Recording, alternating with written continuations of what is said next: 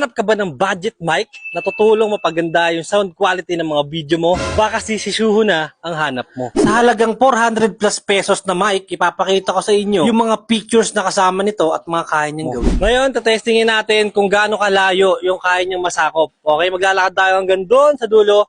Sana marinig nyo ako, okay? Walang cut to guys ha, hindi natin kakat to. Yan, nagsasalita ako. Yan, go, hello, hello, hello, check. Sana narinig nyo pa ako dyan. Sana malinaw pa. Okay? Sa budget meal na mic na to, 'di ba? Grabe, ang layo na nasasagap niya. Sobrang quality talaga. Yan. Sana naririnig niyo pa ako diyan. Mic check, mic check, mic check, mic check. Diyan, zoom mga pre. Zoom ba ako diyan? Yan, layo na oh. Oh, hello, hello, hello, hello. Mic check. Ang layo na natin. Ano tayo makapak ng tayo dito? At alam mo ba, kahit may maingay dito, rinig na rinig mo pa rin ako kasi meron tong noise cancellation. Naririnig niyo yung motor?